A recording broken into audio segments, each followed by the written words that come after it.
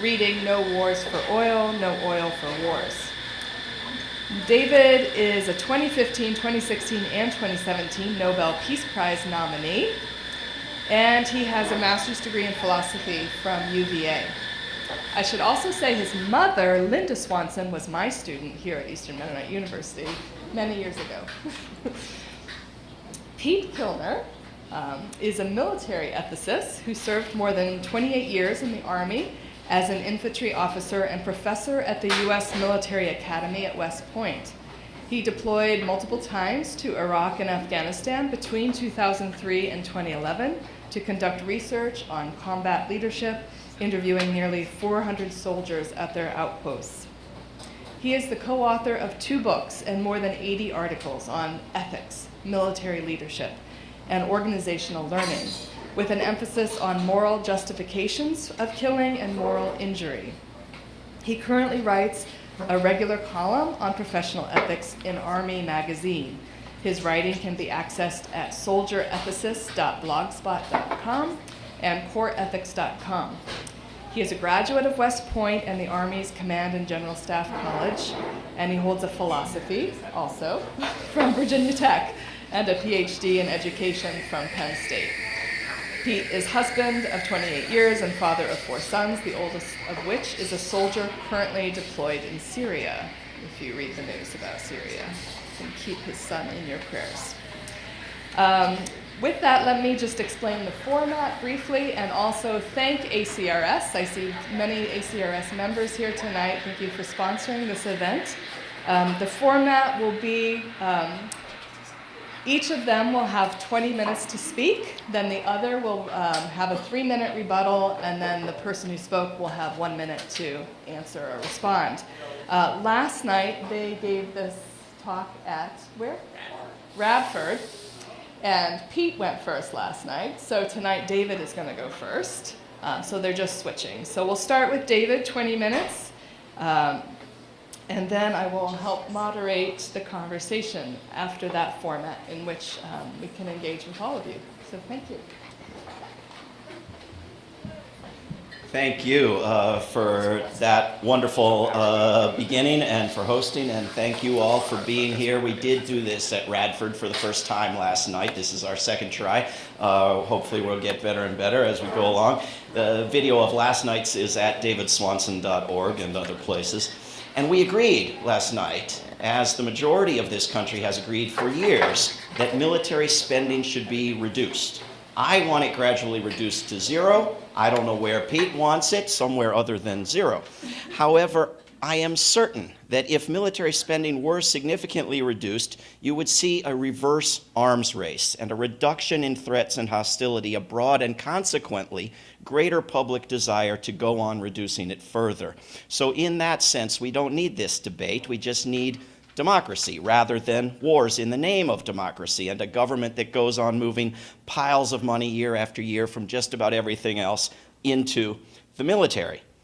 But to build a movement powerful enough to influence the U.S. oligarchy, we do need this debate. We do need a clearer understanding that no war can ever be justified, and therefore that dumping over $1 trillion a year into preparing for a possible just war has to stop. After all, 3% of that money could end starvation on Earth. 1% could end the lack of clean water. A bigger chunk could give us a chance against climate change rather than serving as the leading cause of climate change. So it's the institution of war that kills far more than actual wars. And we can't build the strength to reduce it as long as people imagine there might be a just war someday. Pete and I also agreed that numerous wars have been unjust.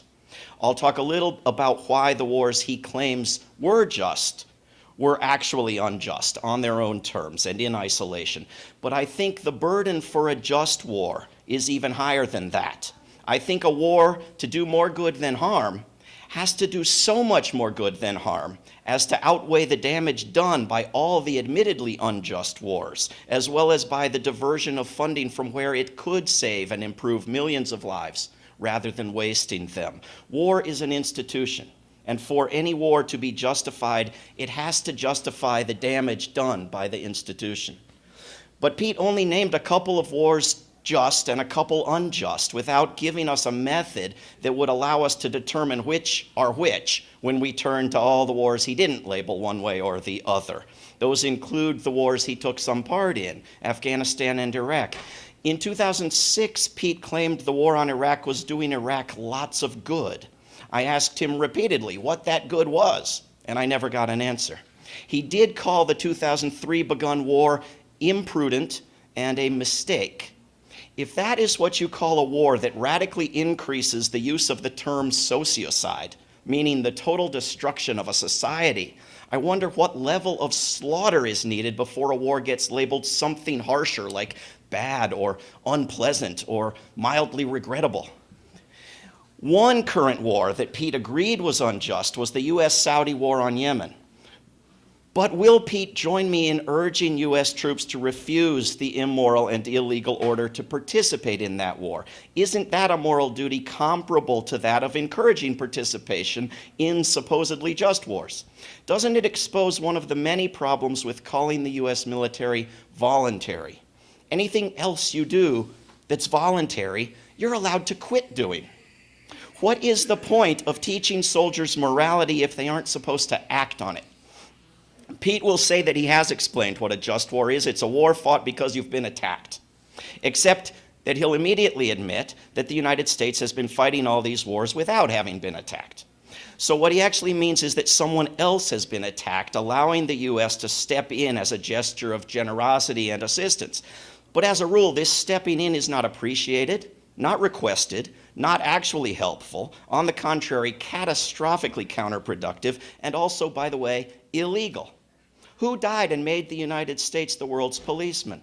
Nobody. But millions of people have been killed by the policing. The publics of most countries polled in 2013 by Gallup called the United States the greatest threat to peace in the world. Pew found that viewpoint increased in 2017. To begin to grasp why, just imagine if some other country began bombing several nations at a time out of the goodness of its heart. The shrieks of rogue nation and war criminal would echo across every corporate news outlet. Imagine if some country put missiles just inside Canada and Mexico aimed at the United States, the way the United States does to Russia. Imagine if they justified this as defensive and proved it by pointing out that it was being done by their Defense Department. There's a video of Vladimir Putin asking former US Ambassador Jack Matlock about US missiles near Russia, and Matlock tells Putin not to worry because the missiles are purely a jobs program for back in the States. Would such an answer satisfy us if the case were reversed? Never mind that the studies done by the University of Massachusetts show quite clearly that military spending costs us jobs rather than adding to them. Although the one relatively recent US war that Pete says was just cannot possibly outweigh the damage done by all the US wars we agree were not, plus the diversion of funding, the risk of nuclear apocalypse, the war machine's environmental damage, the political and cultural damage, the counterproductive endangerment rather than protection, etc., etc. Let me look at that one war briefly. This is the Persian Gulf War. Recall that the United States had worked to bring Saddam Hussein to power and had armed and aided him in an aggressive war against Iran for years. A company called American Type Culture Collection in Manassas, Virginia, supplied the biological materials for anthrax to Saddam Hussein.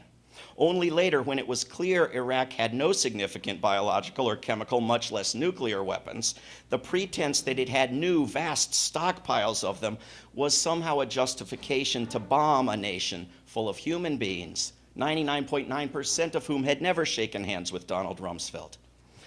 But first came the Gulf War.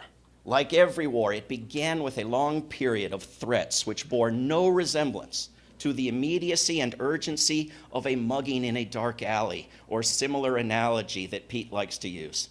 In fact, during this particular drawn-out period, a public relations company coached a girl to lie to Congress that Iraq was taking babies out of incubators. Meanwhile, Iraq proposed to withdraw from Kuwait if Israel would withdraw from Palestinian territories illegally occupied. Iraq also proposed a weapons of mass destruction free zone for the Middle East. Numerous governments, and even a guy rumored to be infallible, goes by the name of the Pope, urged the United States to pursue a peaceful settlement. The U.S. preferred war. At further odds with irrelevant analogies to personal self-defense, the U.S. in this war killed tens of thousands of Iraqis while they were retreating. Do you know why recent presidents other than Trump have not proposed big military parades? It is because none of the U.S. wars since the Gulf War have been able to even remotely pretend to a victory. My point is not that we need a victory after which we should want a parade, but rather that there is no such thing. And the Gulf War was not a victory either. And we need to recognize this basic truth before we're all turned into fire and fury. The endless bombings and sanctions. Who remembers Madeleine Albright saying that killing 500,000 children was justified? And the new wars, and the troops in Saudi Arabia, and the terrorism aimed at getting those troops out of Saudi Arabia. What do you think 9/11 was exactly? And the further militarization of the Middle East, and the horrible illnesses among the veterans, and all the other horrors that followed from the Gulf War render grotesque the notion that it was a victory or a success. Do you know what Gulf War veteran Timothy McVeigh said to excuse blowing up a building in Oklahoma City? Like a perfect just war theorist, he said that he had a higher purpose so that the building and the people killed in it were merely collateral damage. And do you know why people didn't fall for that line? Because Timothy McVeigh did not have effective control over any television networks. By the way, I do believe we should offer Donald Trump a deal, one parade for each war he ends. Pete's candidate number 2 for a just war is Bosnia. As every war has a Hitler, the man Tony Blair labeled Hitler this time was Slobodan Milosevic. While very, very far from an admirable leader he was lied about, the war failed to overthrow him. The creative, non-violent Otpor movement later did overthrow him, and the UN's criminal tribunal later effectively and posthumously exonerated him of his charges in a lengthy ruling on another defendant. The US had worked vigorously for the breakup of Yugoslavia and intentionally prevented negotiated agreements among the parties. Then UN Secretary General Boutros Boutros-Ghali said, quote, "In its first weeks in office, the Clinton administration has administered a death blow to the Vance-Owen plan that would have given the Serbs 43% of the territory of a unified state. In 1995 at Dayton, the administration took pride in an agreement that, after nearly 3 more years of horror and slaughter, gave the Serbs 49% in a state partitioned into 2 entities," end quote. 3 years later came the Kosovo War. The US believed that, unlike Crimea, Kosovo had the right to secede. But the United States did not want it done, like Crimea, without any people getting killed. In the June 14, 1999 issue of The Nation, George Kenny, a former State Department Yugoslavia desk officer, reported, quote, "An unimpeachable press source who regularly travels with Secretary of State Madeleine Albright told this writer that, swearing reporters to deep background confidentiality at the Rambouillet talks, a senior State Department official had bragged that the United States deliberately set the bar higher than the Serbs could accept. The Serbs needed, according to the official, a little bombing to see reason," end quote. Jim Jatras, a foreign policy aide to Senate Republicans, reported in a May 18, 1999 speech at Cato Institute in D.C. that he had it, quote, "on good authority that a senior administration official told the media under embargo, quote, we intentionally set the bar too high for the Serbs to comply. They need some bombing and that's what they're going to get," end quote. In interviews with Fairness and Accuracy in Reporting, both Kenny and Jatras asserted that these were actual quotes transcribed by reporters who spoke with U.S. officials. The UN did not authorize the United States and its NATO allies to bomb Serbia in 1999. Neither did the United States Congress. The U.S. engaged in a massive bombing campaign that killed large numbers of people, injured many more, destroyed civilian infrastructure, hospitals and media outlets, created a refugee crisis. This destruction was accomplished through lies, fabrications, exaggerations about atrocities, and then justified anachronistically as a response to violence that it helped generate. In the year prior to the bombing, some 2,000 people were killed, a majority by Kosovo Liberation Army guerrillas who, with support from the CIA, were seeking to incite a Serbian response that would appeal to Western humanitarian warriors. At the same time, NATO member Turkey was committing much larger atrocities, with 80% of their weapons coming from the US.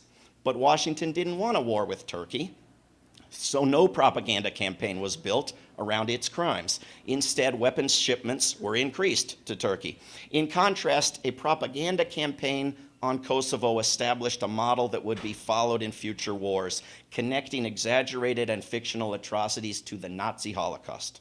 A photo of a thin man seen through barbed wire was reproduced endlessly, but investigative journalist Philip Knightley determined that it was likely the reporters and photographers who were behind the barbed wire, and that the place photographed, while ugly, was a refugee camp that people, including the fat man standing next to the thin man, were free to leave.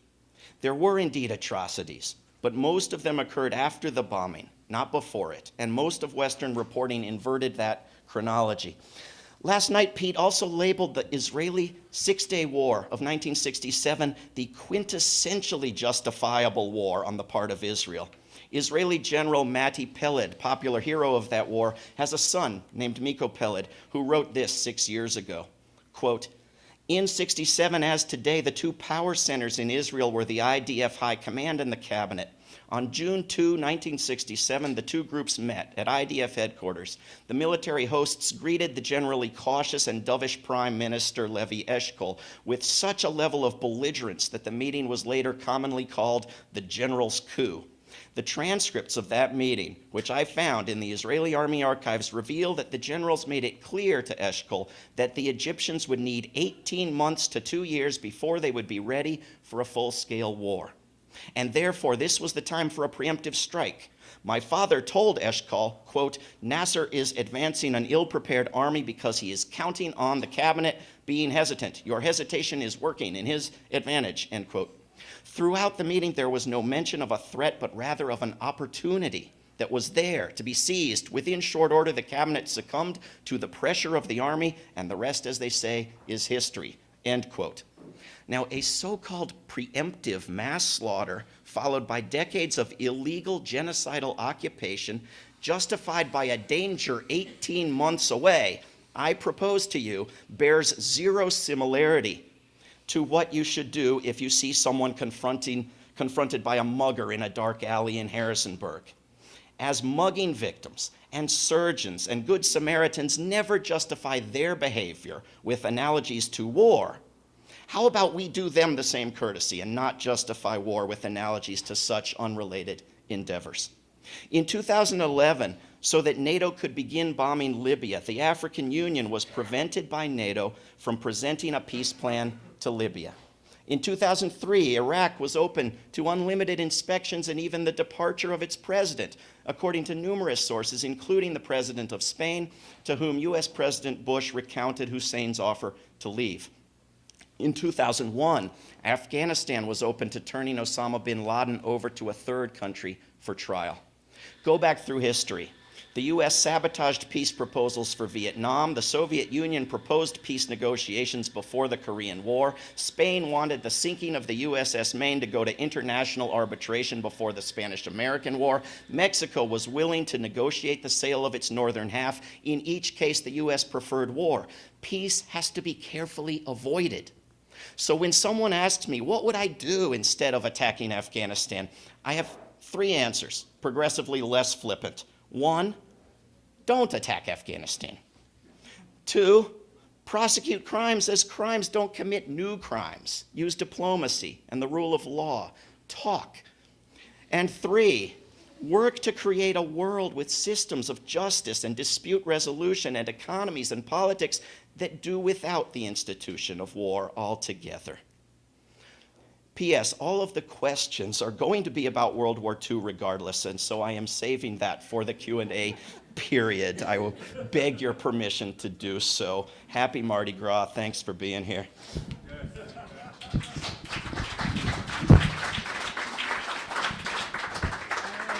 Thank you, David. Now we'll let Pete have 3 minutes. I guess the response to that. Your political background comes through, and the use of selective use of facts to, I think, to distort the situation, including what I said. I never said that I never referred to the U.S.-Yemeni war. As a member of the U.S. military, I know our Army isn't doing anything there at least. But let's do quickly. He wanted to put World War II off to the end. Well, obviously, because when Germany attacked to the east against Russia, the Soviet Union was justified in fighting back. And when they attacked Poland, the Poles were justified in fighting back against that invasion. And when they attacked France, the people of France were justified in fighting to save their lives and their political community. That's why he doesn't want to talk about it. June 25th, 1950, North Korea sent 75,000 troops, armored troops, across the border into South Korea. That started the war. There were minor border incursions. The only forces up there were to stop minor things between the North and South Koreans. I think it's crazy to think the United States wanted the war because we were so woefully unprepared for it. I mean, the Korean War is a war we had troops in Japan that hadn't been training. They went over there and got slaughtered. To think that we would want a war and to be so unprepared for war is just absurd. 1990. I don't know why he's worried, why he's such a defender of Saddam Hussein. He invaded the people of Kuwait. There was widespread executions, rape. They stole everything from that country, the copper pipes, copper wires, and took them north. He's worried about one case of an ambassador's son, coaching someone to talk. It's true, but not representative. And it misses the fundamental thing of the people of Kuwait should not have to sit around and not fight back when they're being murdered in that sense. Bosnia, I really don't know how you cannot understand that in Bosnia from 1992 to 1995, before the United States forces went in, 200 to 300,000 people died in that war, tens of thousands of women raped, people in concentration camps. The only thing that stopped that killing was military force. People negotiate when it's backed up by military force. If you don't have anything to back it up, if you're not willing to use it, they won't stop the bad people who cause these wars. We all wish we could be in a world without war, but that's not the world that we exist in.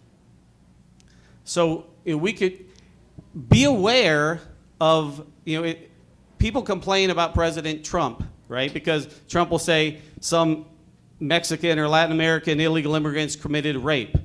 Okay, some did, and some are in MI-13 or MS-13 or whatever. That's not representative.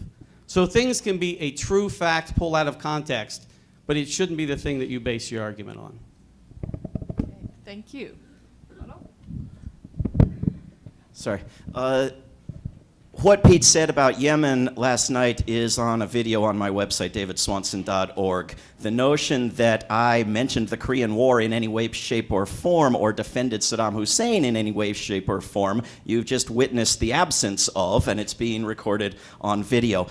Non-violence works better than violence to overthrow domestic tyranny and increasingly, in marginal examples, to resist foreign tyranny. And we know this, and we're much better skilled at it now than at the time of World War II, when it was developing. It has developed incredibly. The United States was not threatened at the time of World War II. Roosevelt had to lie to the U.S. public to try to build support for it. The United States was not surprised. The White House was not surprised by a Japanese attack. It was intentionally provoked, which obviously does not excuse a murderous attack by Japan. It simply points out the fact that it was intentionally provoked in order to get the United States into both parts of that war. The United States and nations around the world had refused to accept the Jews, leading Hitler to accuse them of hypocrisy and to escalate the violence against the Jews. And so the mythology that's been built up, where the glory and the goodness of the necessity of that war is played off against the evil of the other side in that war, has to look at the evil that led to it, has to look at the disastrous conclusion of World War I that led to predictions of World War II on the spot. It was not necessary. The West's support for the Nazis during the 30s. This was not a war that ever had to happen, and that when the U.S. got into it in the worst possible way, escalated it in the worst possible way, normalized the killing of civilians as opposed to soldiers. The worst thing that's ever happened on planet Earth. Nothing to be proud of. Thank you. That was round one.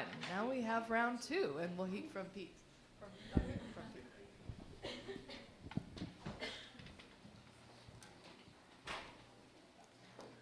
I just want to remind everyone that the topic of the debate, the question is war ever justifiable? We're not debating U.S. foreign policy. We're not debating the role of the CIA. We're not debating whether someone said something later to any, at some think tank. The question is war ever justifiable?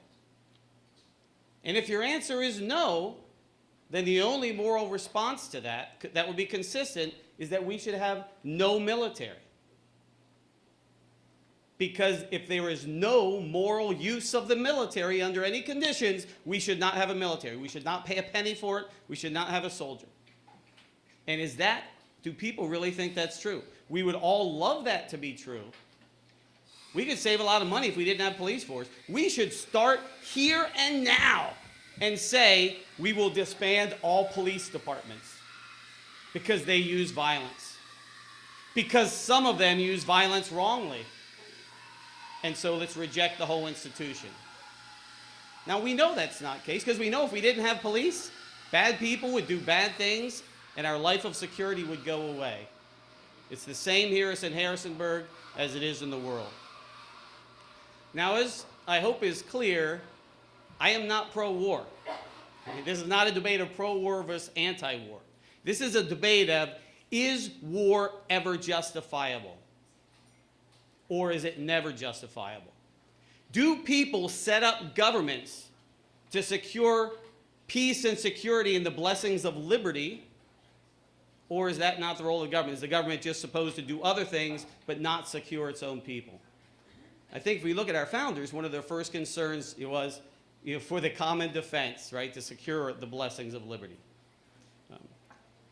So conceptually, I want everyone to think three things, because a lot of times my debate partner here will fall into arguing against militarism, and no one's arguing for militarism. Militarism, which I would say is dominant among our political elite now, are those who think that war is a solution to a lot of problems, that war, it doesn't need to be a last resort, that war should be done in terms of our national interest. That's immoral. We all agree on that. Pacifists say war is never the answer. So logically, we need to get rid of our military, right? And then we'll see what happens. All I'm arguing for is that there are conditions and situations in which defending your political community or helping another community defend themselves against unjust aggression is a morally right option. So we understand the terms of our debate here.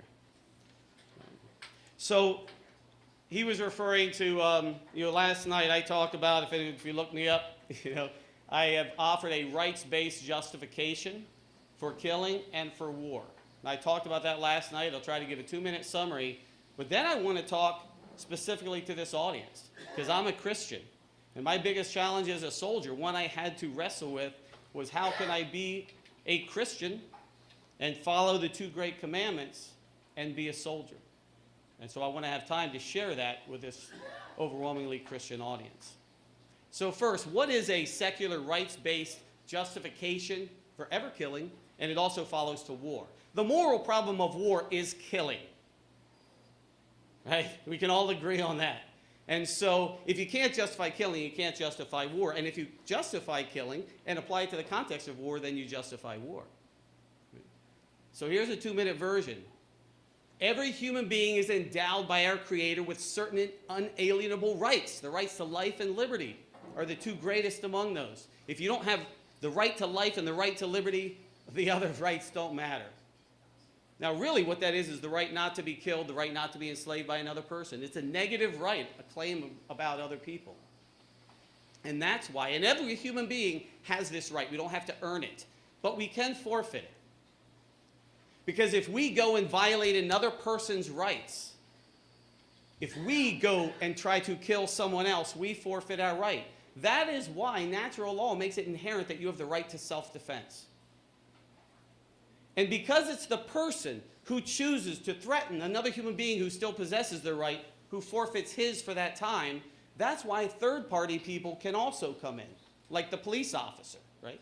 So if someone is attacking you, it's not just you fighting back, other people can come and help you. Because what's morally relevant is that when a human being does violence to another human being or is imminently threatening to do that, that attacker forfeits his right. Now, human beings don't live as atomistic individuals.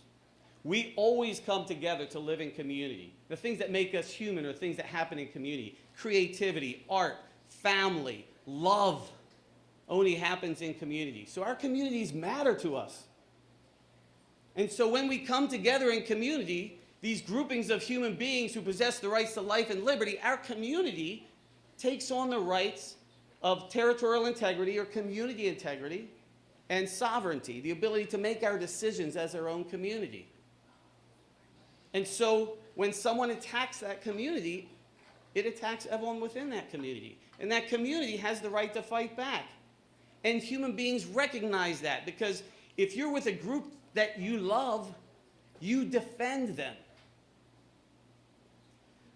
Sergeant First Class Petrie, I know I'm getting emotional, but he lost his hand in Iraq. They were sitting in the courtyard. He's a ranger, platoon sergeant.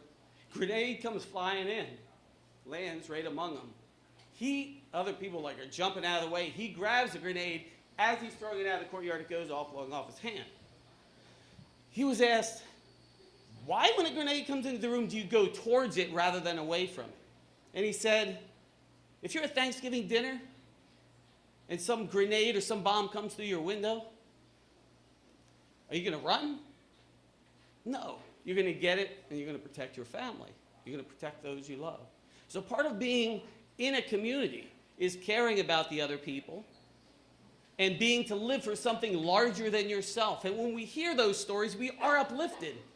That's what uplift.com you see on Facebook. You watch these stories and you cry all the time. In every case, it is people going outside of themselves, sacrificing themselves for others. And it's the most deeply human and moral thing we see. So communities have the right to defend themselves. We have the right to defend each other when we're threatened. But here's the challenge, right? A chaplain, I had one friend, I have some good Christian friends, one came up and said, hey, Pete, I hope you're right when you're talking about the justification of war, because if you're wrong, you're leading people into sin. It would put your soul at risk. I was like, I know, I'm trying to study this more. And then I had a minister come up to me and he said, hey, he saw one of my talks, it was an Army conference on the moral justification of war. And he said, everything focuses for you around this right not to be killed. He said, but Jesus didn't command us respect other people's rights. He said, love one another as I've loved you. Love one another as you love yourself. So how is war consistent with love? And so I want to talk through that. And again, we'll start with our own experience of family, community, and how that can apply to war. Because I think it sounds really strange to put love and war together. I actually had an article for Army Magazine, the only one they ever rejected. It was titled, Leaders Should Love Their Soldiers. And the civilian editors just didn't get it. Everyone in the military got it. Right? It had 8,000 reads the first day it was up by military people. So let's talk love, right? So love is willing the good for another. And my first premise, we should understand that love entails protection for others. What mother or what father will not protect their child from threats, whether it's a car coming in down the street, or whether it's an animal, or whether it's a child molester, right? Or a killer. And the only time I saw my mom, who's a very peaceful lady and a saint, get violent was a dog coming after us. And she just went off kicked it. I was like, holy cow, Mom. You know, it's just about that tall. But love is protection. And we will do anything to protect. So here's one of your scenarios you don't like, right? You're off on a vacation up in the mountains, enjoying, you know, the nature with your family, and it's just you. There is a gun in the house, right? Because you're in Virginia and you hunt. And it's crazy, like one of those people who took away Elizabeth Smart comes in, and he's like, hey, I like this little girl. I'm going to have my way with her, right? What are you going to do? Now, first you're going to say, don't do this, right? This is not a good thing. That would be a horrible thing, right? He just punches you and throws you off to the side. No, sorry, I'm going to have my way. I'm going to kill her, right? What are your options there? Or what does love demand? I tell you, love doesn't demand saying, well, you can be violent, but I'm not going to be violent, and let me talk to you about it, and maybe later you'll change your mind. No. The child will not feel loved if you do that. You should go get the gun and threaten it and say, hey, I'm serious. Stop now, right? And if the person won't, you should use whatever force is necessary to protect the innocent person. That's what love demands. Now, not all love is that personal. What if a police officer came up? Police, firefighters, military, these are people with a strong sense of generalized love for their community and pride in their community, and they're willing to risk their lives for others. If a police officer comes up, the great things about police is, since that is the way they serve community, they can do it, am I good on time? They can do it professionally. They train on how to do it all the time. That's why we want the police to come up. That's why we call them. The police have clubs. The police are really good at negotiating with people. The police have tasers. The police have a bunch of them. And if absolutely necessary, the police would use lethal force to stop a horrible threat, like a murder or a rape. So when the police are coming in, and even if they have to grab that person and beat them, it's actually an act of love. It's not inconsistent with love for that person. We'll talk about that in a second. It's a deep act of love for the victim. One of the things that is upsetting to me about pacifists, and I encourage you to look at all the pacifist arguments, and even if you consider you're pacifist yourself, they really focus on the other combatant. And they say, gosh, that poor kid doesn't know what's going on, is misinformed, is getting paid, doesn't really know what's going on. And you know what? That's true in war. I was at a shura, a youth shura, which is everyone from like 15 to 35 at a district outpost in Afghanistan, the Pakistan border. And they just do a shura, so the sub-governor brings all these people in. There's like 200 young people. Some of them walk for hours.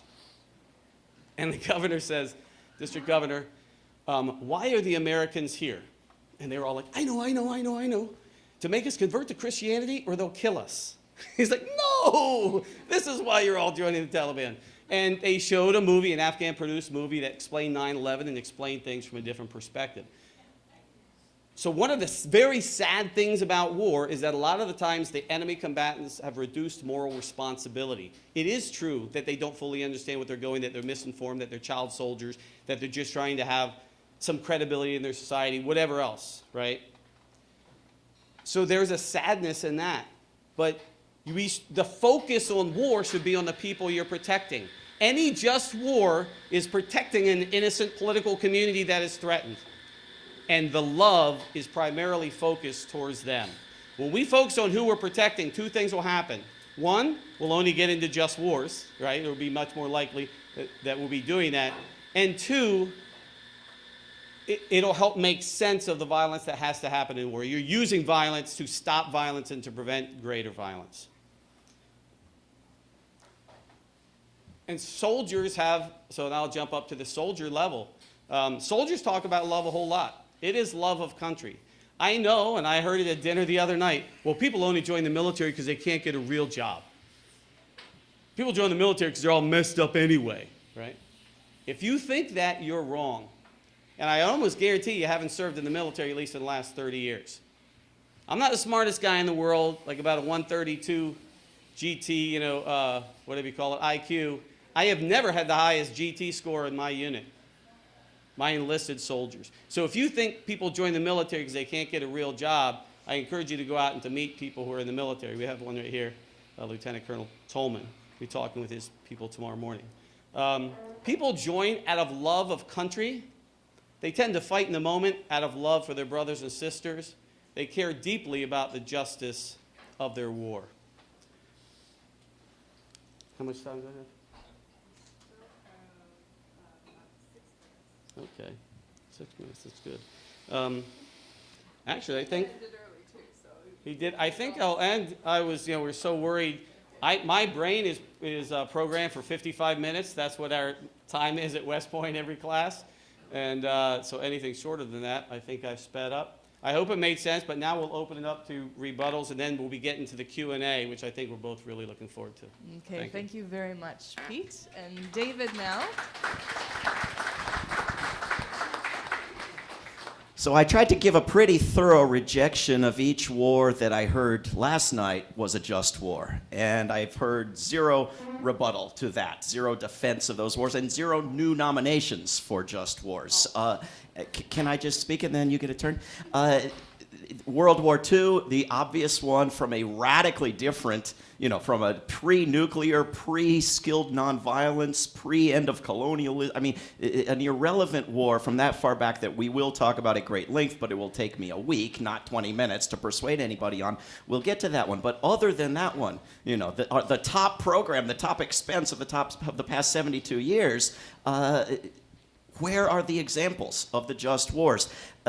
Does someone bravely and lovingly sacrificing his hand in a war that was not needed and that took away members of millions of families somehow justify that war? Did Jesus say, "Thou must love thy subordinates"? Or did he say, "Love your enemies"? That's the hard one. That's the challenge. To love your enemies, to stop categorizing people as evil, bad people because they are defending a country that your country is attacking. That's the hard one. War is not policing. Police are supposed to de-escalate violence. They're supposed to target specific people for a good reason and take them to court. War is, by definition, the escalation of violence and the legitimation of murder, not in actual self-defense, not in national self-defense, and only murder, not torture. This confuses a lot of people with murder. Why not torture? Not theft, not cheating on your taxes, only murder. It's the only thing you're allowed to do wrong in these wars, and it is not justifiable.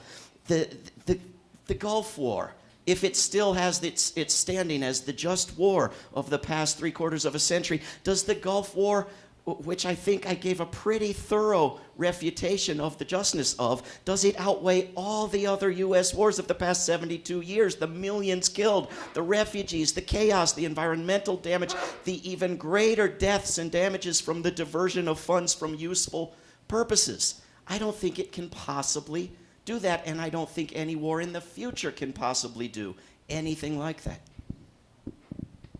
Thank you, David. I do think that we should love our enemies, not just love the people we're protecting, but love our enemies. That will be somewhat of a paradigm shift. I interviewed hundreds of people. I went through more than 50 units in war. Leaders can create climates of great respect and even compassion for their misguided enemy. I've seen it done. I've seen units that have their soldiers watch Red Dawn just to appreciate what the other side's perspective could be, and absolutely demanded respect. When we wound enemy soldiers, we evacuate them under the same criteria as we do our own soldiers. So we do love our soldiers. And I just forgot to say some of the other wars. Just war, Iraq being invaded by ISIS, 2014. If you're a Yazidi, if you're a Christian living in Mosul, they came through and executed all men, took the women away for rape. The role of the government isn't to go, "Come on, let's talk about that, guys." The role of the government is to prevent that destruction of their people. That's what government should do as a primary thing. Yeah, Kuwait against Iraq. You're caught up on us helping out other people, whatever. The Kuwaitis had a right to fight back. That's why I said the French had a right to fight back, the Poland's had a right to fight back, and I think it's pretty good for us to go risk our lives to help them fight to reclaim their rights. South Korean soldiers when the North Korean invaded. So the wars are going on all the time. One thing I do agree with David on is that war is a crime. War is always a crime. But the victim is not a criminal. In a murder, an attempted murder, in a rape, yes, there's a crime. There's the aggressor, the person doing it. But the person fighting back, the people trying to stop that crime, they are not criminals. They are doing the morally and legally right thing, and they should be commended for that. So we shouldn't conflate all parties in war in the same way we don't conflate all parties in every other crime going on. All right, so now it's your turn to ask questions and to provoke conversation with our panelists. What are the questions that you are wanting to ask, or the contribution to the conversation? Is war justified? If you could stand and speak loudly, because I don't think this will reach to you. Stand, say your name, and ask your question. Well, it's not the 7:30 in the morning class. Come on. Maybe, yeah. Yeah. So there is a, well, I moved this mic down, so, and if you can, oh, here we have a loose one. Yeah. I am Bill Sanders. I am a little older than either of the speakers here tonight, and I want to come down on the side of might makes right. I mean, once we start using power, I don't care who it was that started. Might makes right in the long run. Whoever happens to have, look, we fought our Civil War, and it come down that might won that war. Now, West Point had trained the officers on both sides in that war. And so I would like for the panel to think about, how do we justify military officers leading their men into whatever they do, be they General Grant or General Lee? There are decisions to be made, and T.C. Metz, the man in the street, can't make these decisions. In World War II, I served in the Americal Infantry Division. Later on, the Americal became infamous because they were the host of the My Lai incident. Now, there was a commander that led his troops and let them do terrible atrocities simply because, well, were they defending our nation? That's a question that I want answered. Thank you, Bill.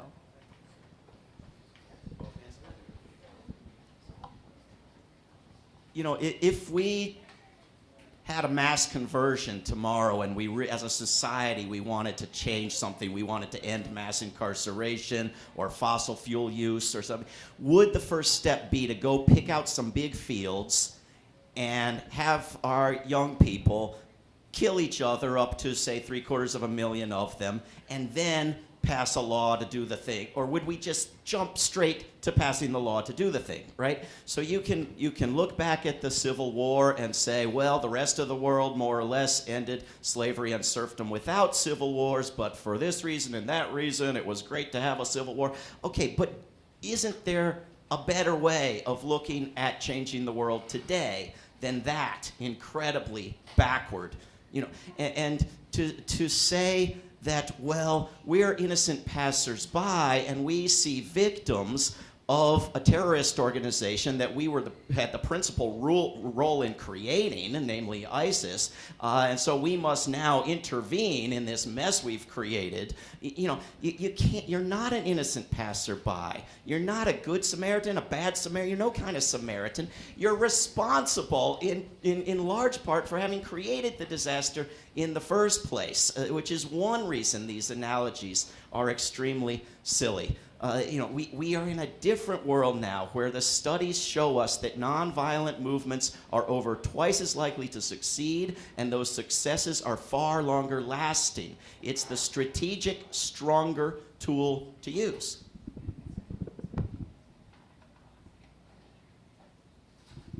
three quick points, sir. One, the expression "might makes right" could be either a description or a normative statement, right?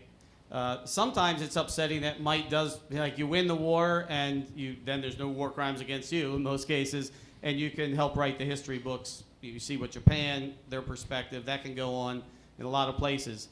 What we're talking about is what should be right, ethics. So I think we should say, yes, that might doesn't make right. Right stands on its own independently, and we should use our might only in support of what's right. So first point. Second, I said it was right for the Iraqis, the Christians, the Yazidis, and the government that supports them to defend themselves against ISIS. Don't bring the United States into it. This is not a U.S. foreign policy thing. Don't be so American-centric. People all over the world have human rights, and they have the right to defend their own communities, whether or not we help them. Our goal should be making sure we're never the aggressor. And finally, DIME. We talked about military power. I think there's a longer term than DIME now. We should always go with diplomatic power, informational power, economic power, and only use military power as a last resort. But we should use all of our elements of national power to defend human rights around the world. The U.S. Army profession document, doctrine says the only justification for the use of military force is the defense of human rights. Another question. Since I have the microphone, my name is Dwight Vaughn. Want to pursue the notion that if the only tool you have is a hammer, then everything starts to look like a nail. And how much of what happens in the world today is driven by corporate greed? If I'm a munitions manufacturer, then guess what I want? And I've always thought that we should devote as much of our economy to peace as we do to war. I certainly do. I think Pete agrees to a great extent as well. I don't know what extent. You can put a number on it. I, again, would gradually take us down to none of this evil institution. The Congress members will tell you, senators will tell you that they are paid to do what they are doing year after year, moving the money. They talk, Pentagon officials, often anonymously, but Pentagon officials will tell the media now that building up hostility toward Russia is about the weapons business. They're open about this. It used to be shameful in this country to be a war profiteer. It's now acceptable. You can be a stand-up leading, robber baron of this new day and age, profiting from death. The Pope said to the joint session of Congress, you have blood on your hands, end this arms trade. And they stood up and cheered for it and escalated the arms trade. It is not the sole motivation of the wars. Nothing is. The wars have numerous motivations, all of them disgraceful and shameful, and not all of them even rational. But it is a leading cause. So I'll make two comments. One, which will sound like, well, I am a critic of the military-industrial complex. We have colonels, 06s, senior officers, more rank than I ever had, who are assigned to countries who have the job of helping increase arms sales and do arms deals. I think that's terrible. We shouldn't be doing that. But I do want to challenge my opponent to be consistent. If he believes, as he's believed for a long time, that war is never justifiable, then let's not hear any of this gradual stuff. You need to get up there and say, stop the military now. Stop all funding. Come home. Let go of every soldier. We'll pay you a salary for a year till you can get another job. That's the consistent position. And if you're afraid of saying that out loud, then I'm not sure you believe in the other stuff you're preaching. Yes, please. That is what I want. That's not what I think I can get. And I think I'm going to get to zero military by getting to a first step towards zero military. And when I say let's agree to get rid of the weapons that have no possible defensive purpose, or let's agree to get rid of the foreign bases, these are steps in the direction. Would I like to do all of the steps immediately in every country on earth? Yes, of course. But to say, now you're the one who wants to be U.S.-centric. You're the one who wants to say, let's leave the rest of the world out of the picture and just talk about the U.S. No, the whole world has to abandon this institution. But as the one country that is over half, of the world's war making, that is the leading war maker, that is pushing the other countries to do more investment in war making and beating them all at it, the U.S. is the big one that has to do it. And if it does, it's going to lead other countries in that direction. That doesn't mean that until we've eliminated all of the weapons, there should be any wars. It means that there should not, every war should end now, including every U.S. war should end now. And this fantasy that there's such a thing as a last resort, that somehow you run out of ideas. Because every real world example you give me of a war that was a last resort turns out not to have been remotely close to having been a last resort. Well, when North Korea sent 75,000 troops, they were beyond last resort. They were already getting killed. But if it makes you feel better, I do not teach the principle of last resort when I teach just war theory. What we just say is all reasonable, non-violent attempts have been tried and failed.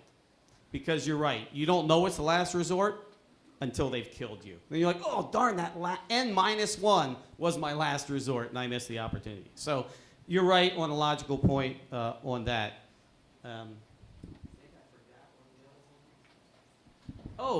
I thought you said, and we and other nations will all get rid of our militaries. No. We just need to get rid of our whole army. Because it's a good world, and we trust other people. If you don't trust other people, like that's why you support the police. If you don't trust everyone in the world, that's why you need to have an armed forces. And so if you really believe it, that there's never a just war, we should never enter into a war. All right, we're going to turn to the audience again and have some more conversation. Thank you. Yeah, we've been talking about 21st century and 20th century. How about a little 19th century? I'd like to hear each of you say a little bit about North versus South in the Civil War. South claiming it had the right to secede, et cetera, and it was being invaded. North saying, no, they're the ones that fired on Fort Sumter. North presumably defending against, in terms of the whole slavery thing, the compromises for the Western countries and this kind of stuff. Anyway, just say a little bit about the just war or non-just war of North or South and South. That's a great question. I have to do a paper on it. Because America, the moral justification of our government is government of the people, by the people, for the people. It is John Locke's idea of self-determination. And so if the South wanted to secede, they have the right to secede, to establish their own government, as I see it, a moral right. So the North should have let them go. At the same time, the South was not a legitimate political community. When you deny the humanity of 1/3 of your population, you are not a legitimate government, wherever you are at whatever time. So I think it would have been appropriate for those who were enslaved to rise up in revolution to try to get a government that didn't systematically deny their humanity. And I think it would have been appropriate for the North to support that uprising. So maybe there could have been nonviolent ways for that to come out. I don't think that the thing that started it, just the separation of the Union, was morally justified. I think it's worth recalling that it was the South that insisted on federal power and the northern states that wanted the states' rights to not send people back into slavery. I think it's worth recalling that there were peace negotiations in Washington, D.C. right up to the last minute, and there were models that had worked in other countries and in Washington, D.C. Compensated emancipation worked in Washington, D.C. It was not impossible. It was not beyond human understanding to settle this dispute. And in fact, had the dispute been limited to existing territory, there was ample room for agreement and compromise and settlement. It was the universal, unquestioned agreement by both sides that the United States must expand westward that created the topics where no agreement was possible. It was the universal agreement without any sort of discussion or consideration that imperialism was the mandate that created this impossibility of agreeing on whether the new territories stolen through genocidal settler colonialism would be free or slave. I agree with Pete that there ought to be a right to secession. I also think there ought to be a right not to be enslaved. But I think there are certainly now and even then better ways to do it than killing 750,000 people first, which didn't end slavery, still hasn't ended slavery in the case of punishment for a crime, has created lasting resentment and bitterness and hideous statues over in my hometown of Charlottesville that need to come down and are not still up because of racism. They're still up because the state of Virginia forbids taking down any war monument. It's the universal acceptance unquestioned now that thou shalt not take down any war monument.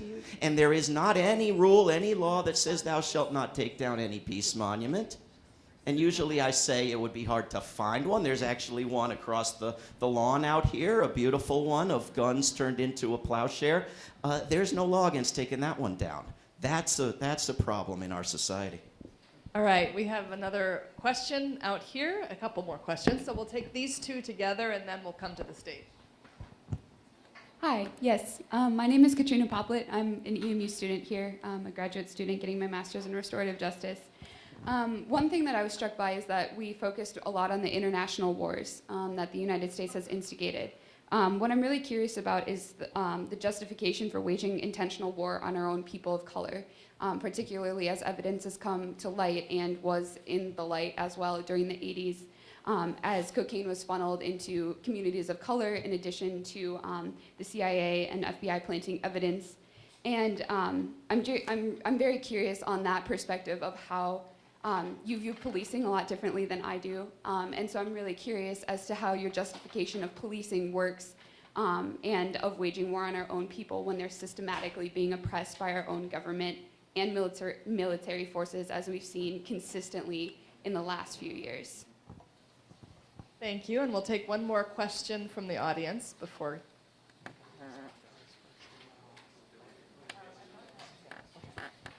I'm David Schwartz from Louisa, Virginia. Suppose you identify a particular war that is justifiable. How do you keep it pure? Once you let the genie out of the bottle, how do you control that monster? Usually a defensive war becomes an aggressive war, and pillaging and raping and everything follows with it.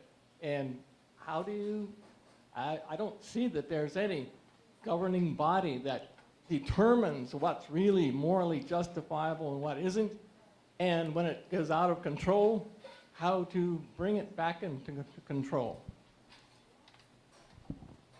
To your first question, I mean, war is never going to be pure, but nothing. I mean, if you look at marriage as a wonderful institution, a lot of people are involved in marriage, you're still going to always have marriages where abuse, where neglect, where other things go on. So anything with tons of people is never going to be pure. That was probably too strong a word.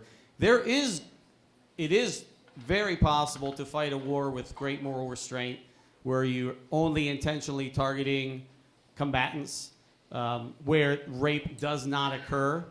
That requires strong leadership. I can tell you, I was extraordinarily impressed as an ethicist, going to war, and I was a major, I was a field grade officer before 2001.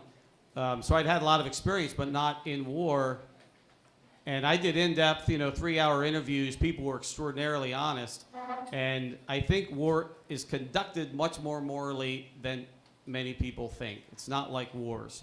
And so, but that said, there are always going to be crimes in war. When you have that much fear, that much emotion, that much violence, bad things are going to happen. And so part of the calculation for a war should be that some bad things are going to happen. The fog of war and the soldiers who can't handle the stress of the responsibility. But overwhelmingly, I mean, war can be handled and kept within things. It doesn't necessarily, like Clausewitz would say, it always just has no natural end, gets worse and worse. That's not the experience of the American military. And I know we have another one, but we'll both answer this one. Well, it's the experience of people observing the U.S. military for certain. You know, you can certainly say that there's good and bad in the institution of marriage. I agree, 100%. People said that about the institution of slavery as well. People said that about trial by ordeal, about dueling, about numerous institutions that were accepted as normal and natural and unendable and were ended, including the institution of lynching, which is another sort of war on people of color. I think the point about war being unpredictable and uncontrollable once it starts was very well said. I couldn't say it any better. I think it's even more important in a nuclear age to recognize that. And I think it's important that there is no empirical test that would allow us to identify what is unacceptable war, or what any of these just war criteria that people throw at us. Oh, well, that's a proportional maneuver. That's a proportional bombing. You killed just the right number of people and no more. There's no empirical way to go out and observe that and say, no, that was too few people or that was too many people. It's just rhetoric. And it's rhetoric used to move people in directions they wouldn't go if they were looking at concrete facts. Okay, there was another question from Katrina on policing. And It seemed to be a question for Pete about, isn't policing a terrible analogy? And yeah, it is. No, it's not, because you can be critical. We can be critical of police officers, who we all call whenever we're threatened, right, or have a problem. And we recognize good policing and bad policing. If police are too violent, if police are not fair, if they're racist, we recognize it, and we recognize it as wrong, and we call it out as wrong. I don't think the institution and the idea of policing is flawed. I think there are criminals in the world, there are sociopaths in the world, and we need police. And every society throughout history has needed to have some force there for the protection of others.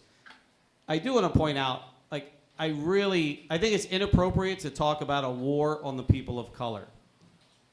War is violent. War is intentionally killing people. War is going for some political objective by the aggressor and the defense of a community by those protecting themselves. And I think I wish, for different reasons, we don't like the term war on this, war on that. I think we need to recognize that war is a big jump from anything else we do. There's no other thing we do where we're going out intentionally killing large amounts of people because a whole large amounts of people are threatened. Other things, war on drugs, war on people of color, war on fat, I think undermines the moral clarity and the moral weight we should give to the decision to go to war. okay, are there? Do you really want to respond? Okay. Okay. Other questions out here? Yeah.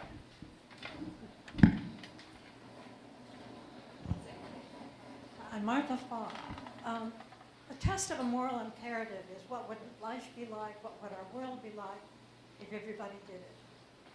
When I think of pacifism, if the whole country did it, the only fear that anybody might have would be with somebody from outside our country to come in and take advantage of that. But when I think of just war theory, I think of what we have become in terms of thinking that war solves things for us.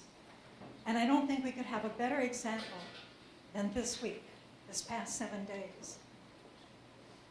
Our legislature actually voted in more money for defense in the budget than Trump asked for. Trump also pushed for renewing the nuclear devices. We already have enough nuclear power to annihilate the world. And we want to go back and make sure we've got it, because maybe we've left out some country. I'd like to hear, I think, the just war proponent especially, respond to how you stay with the concept of a just war and prevent this overwhelming sense that we have, that we somehow grow into, that it's going to solve everything for us. I think the key is that we educate people on what makes a war morally justified. That is a high burden to pass.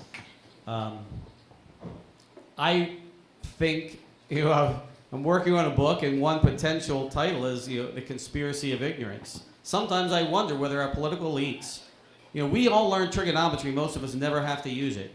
But the biggest moral decision a country makes, the most expensive moral decision a country makes, is a decision to go to war. And I can't even find anyone on CNN, MSNBC, who even uses the framework of the morality of war. They are all like militarists. They're all talking about economic power, national interest, who's going to help in the next election.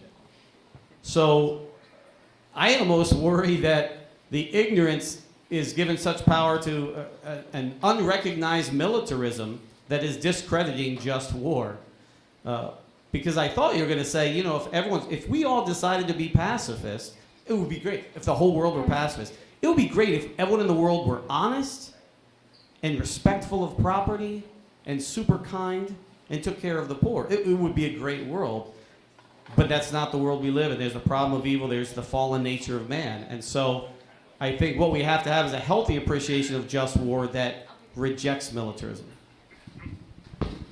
A war like the 2003 to present war on an impoverished country thousands of miles away in Iraq, if that's not an unjust war, what is? And this is a war you took some part in rather than opposing, rather than trying to end, that you characterized in the Washington Post as doing all kinds of good for Iraq, that I ask you now on a nightly basis what that could have been. If you teach students to be moral thinkers, I know people in the U.S. military who refused to go to that war. Were they right or wrong?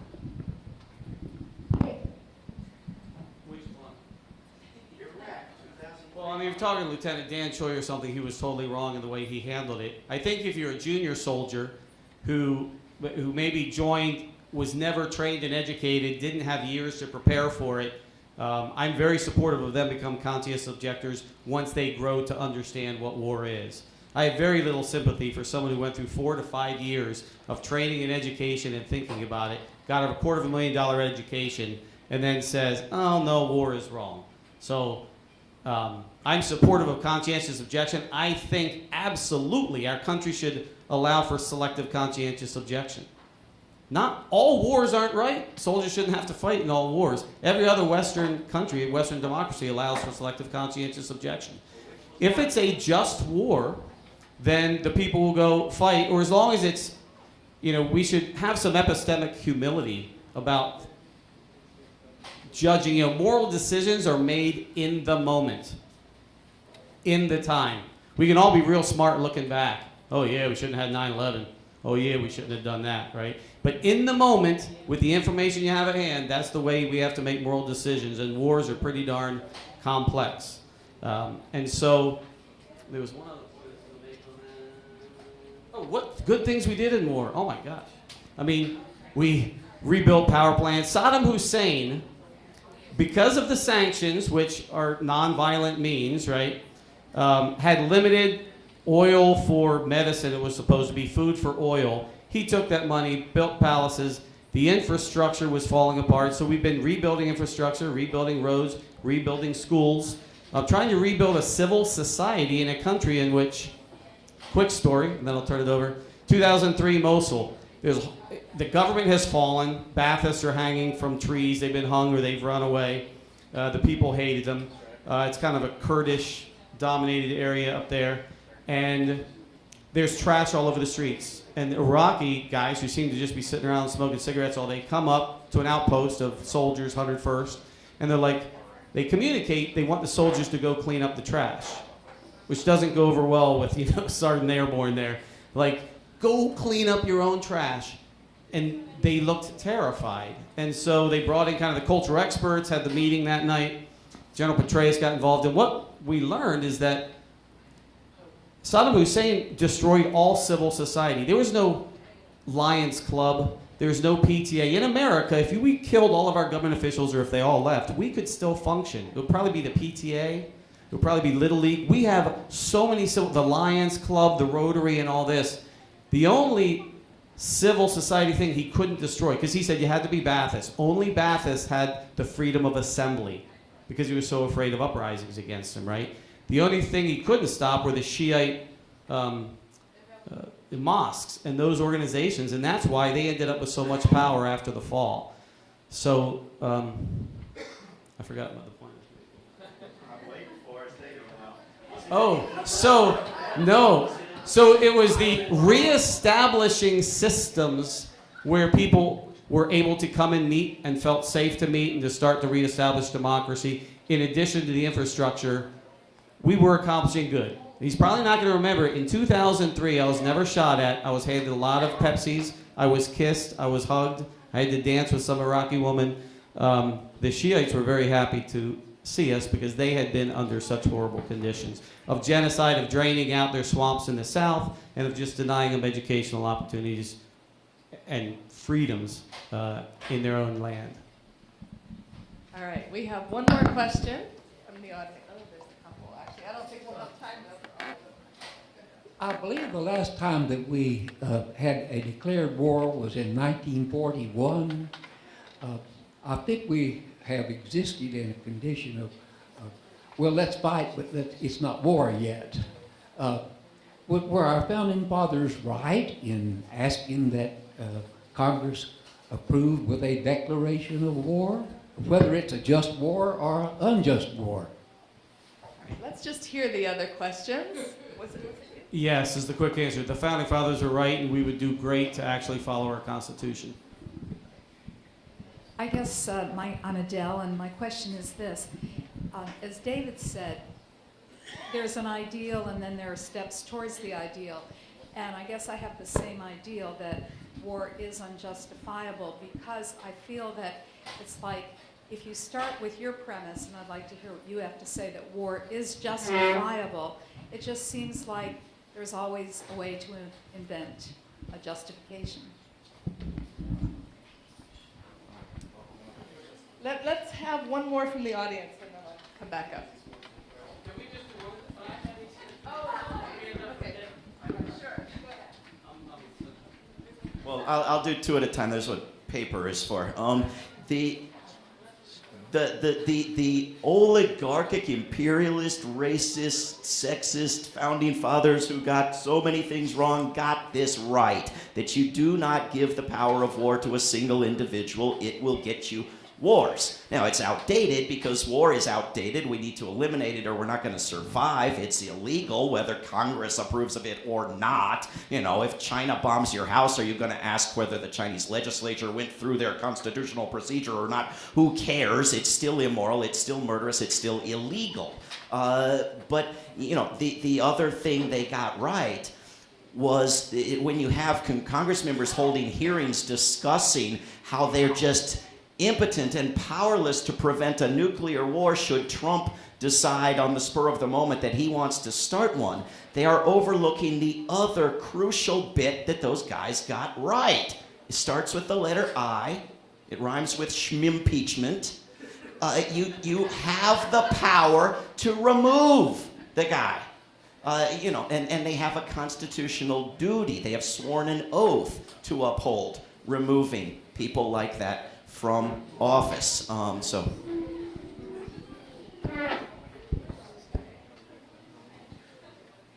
Abdel Rabi, just want to comment on particularly on some of the comments on the Iraqi war. Just to remind you that the story we have in the Middle East is basically when Saddam Hussein starts going to Kuwait, he takes the green light from the American ambassador to do this. Secondly, regarding the why I'm against the war is basically now it's not very clear what are the reasons for the war. And if you look at the Iraqi war, Mr. Greensberg, before he left with Bush administration, he said he didn't go for the Iraqi people for their education or for the Shia or for this, to put it bluntly, for the oil. And if we look at even the Iraqi-Iran war before, if you look at the reason we in the Middle East we heard was basically because we are the Sunnah the majority and the Shia are different, and that's what we have the Iraq take the war against the Shia. But in reality, I was at this time studying, still younger students, 50 years old maybe, was basically because the youth was very attracted to the system in Iran, not because of the dogma or the creed, but because of the example of the rulers. You look at Ayatollah Khomeini, where he lived, how he behaved in his life, how the leaders behaved, and this was the point which attracted the youth in the Middle East. I'm talking about Egypt, to actually think about Iran.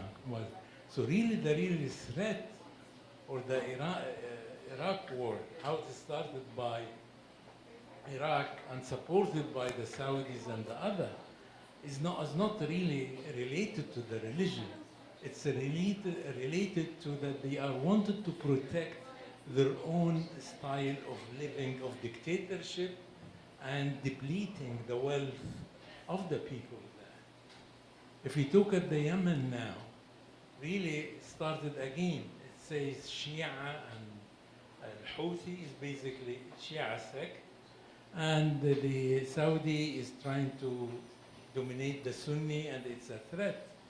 But when you see now the development in the war, and that Emirate is starting now to separate Yemen in north and the south, and the idea of this, they wanted to have control in all of the harbors or the ports onto the south of the Gulf and the entrance of the Red Sea.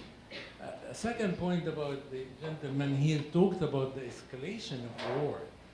And really this is, psychology, and people can talk about this. When you look at a fight, sometimes it starts very small and then it becomes out of hand. And I give you example of the war, the Dusseldorf destruction after the Second World War. It was unnecessary blanket bombing of Dusseldorf after the surrender of Frederick. And who suffered? The German people. If you look at the Hiroshima bomb, nuclear bomb, why we have to strike Nagasaki again? Why you have two? Why don't you wait until you study the reaction of this? And even when I stop here, it seems that I have. Thank you for your valuable voices here in the audience. A response? Well, too many points to try to respond to, but a few of them. If you look at nations where there are human rights abuses around the world, there is absolutely no correlation between the severity of the human rights abuses and where the humanitarian wars are launched. None. If there were, the United States would be attacking Saudi Arabia, not working with Saudi Arabia to starve and destroy the people of Yemen. On the contrary, if you look at oil-producing nations, oil-consuming nations are over 100 times more likely to intervene in oil-producing nations, and the more oil owned and produced, the more likely, right? So, this is empirical studies. The U.S. military, I will say to its credit, has gone green, has gone environmental. The U.S. ambassador to the United Nations is recycling 100% of the Iraq war propaganda. She's putting the word Iran in the place of Iraq. Other than that, her assumption is that you all have not learned a damn thing. Her assumption is that we have been asleep since 2002. We have to prove her wrong on that. And I would just note in regard to Hiroshima that when they talk in this new nuclear planning about building smaller, more usable nuclear weapons to put on submarines, They're talking about nuclear bombs almost the size of what was used on Hiroshima. You want to call, I mean, this is absolute delusional fantasy to call this usable nuclear weapons. They might as well, make more edible nuclear weapons, add some creativity. I mean, this is madness. I'll answer your question. You had asked, really, your concern is that once we have the door open to any just war, that then we bring in the unjust wars, because both sides are going to lie and try and be. Human beings are self-justifying anyway, right, psychologically, and so you're afraid that it opens the door, right, at it. And so I do think our starting assumption, and this is the starting assumption of classic just war theory, although I'm not relying on those arguments, that war is wrong. So that should be the starting assumption, American public. War is wrong. It's the intentional, large-scale killing of other people. And then you make the case, pointing to all the people who are threatened by this unjust aggressor, of why you have to do it. I wish our Constitution was actually about just war, because then it would require that kind of speech. I do encourage people to look at President George H.W. Bush's speech on YouTube, January 17th, 1991, I think. It is one of the best articulations of a just war. It's the best one that I've ever seen. And I think he was genuinely concerned about that. And I know that the Iraqi people absolutely had a right and are genuinely fully grateful that their political community was restored. So, but look at that, he goes through a great argument. All right, we have just a few more minutes left, and I have a final question for the two of you. So you're both philosophers, and you actually have a lot of common ground, as I hear you, that if we had another person in your chair, there would be much more distance between you in terms of talking about the ethics of going to war. So an example of this is that in Washington, D.C., when the Congress was talking about going to war with Iran, it was the U.S. military that was on the same side as David Swanson, trying to argue that going to war with Iran was absolutely not a good idea and was wrong. And I am a person who also goes to Congress, and often I find myself arguing with congressional representatives and senators alongside a military person for a similar policy of restraint, because it's often civilian leaders who don't understand war and who are much more eager and think that there's all these military solutions, when it's our generals in the military that are often saying about Iraq and Afghanistan, there is no military solution. And telling Congress, please invest in diplomacy, please invest in other ways of addressing conflict. Now, just today, the Trump administration argued about cutting the State Department even more. The top diplomats in the country are resigning or being fired. So all of the work that we've done over the last 15 years, peace activists with the military trying to argue to Congress that we need a better State Department, we need more diplomats, we need negotiators who can solve these global problems that have no military solution, and the military themselves knows that. What's the common ground between the two of you? Can you see it in listening to each other tonight? And can you think of anything concrete the two of you could do that might build on your common ground? I'd say common ground is we both would love to see a world in which there was no war. The major difference between us is he thinks that's attainable, and I just think maybe it's a more classical conservative view of human nature and the fall of man. I think that's never attainable. I do think we can greatly decrease the incidence of war by holding ourselves accountable to only engaging in just wars. So I see that's an area of commonality. Well, commonality, we both want to see less spending on defense for some of the reasons you said, right? If the less we have in terms of economic involvement and diplomatic involvement, the more likely we're going to have to use the military. And contrary to popular belief, people don't like going away from their families for 9 to 15 months at a time. My son got married, had less than 5 weeks, right? before he went off to Syria. So we share the desire to do we wish there were less war or no war? I just don't think it's human nature that we'll ever have no war, and so that we must be prepared to defend our people, the most fundamental thing a government does. Great question for Common Ground Coffee Shop or wherever we are here. Speaking of war escalation, initial reports of the U.S. killing Russians in Syria, reliance on yet more restraint from the Russians, I certainly hope. I opened with the fact that we both want to cut military spending. Let's put a number on that. Let's work for that. Let's recognize that it's not a question of the size of the government, but the fact that they keep moving the money from everything else to the military, and we need a popular movement with as many disparate and uncomfortably large coalition voices in it to demand that the money move in the other direction. We can work on that together. I will, I can't join you in promoting the wars you think are just, but if you're willing to join me in opposing the ones you think are unjust, that I would like to work with you on.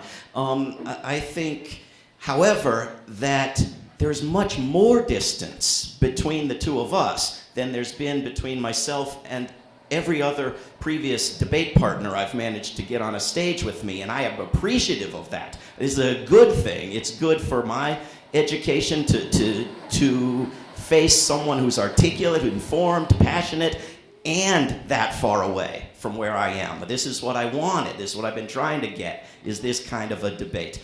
I do agree that it is very often civilians who are pushing the military on war. And I think when you see an entire stadium of people stand up and cheer for unity and peace and hope, except for Vice President Mike Pence and his wife and President Abe from Japan, the three of them sitting there on their large rears, glaring nastily about them. This is the face of wanting war, and this is the next person that needs to be impeached. I do think that there is no military solution. There is no military solution has now been said so much that it's like an unheard chant. Because they take all the funding out of any possible non-military solution. They proceed with nothing but military alternatives, and yet they say in every speech, we know there's no military solution. Well, stop saying it. Start acting on it. All right, a very passionate discussion. Thank you very much. Thank you to the audience. Thank you ACRS, and thank you Common Grounds for providing a space. Be well. Stay around.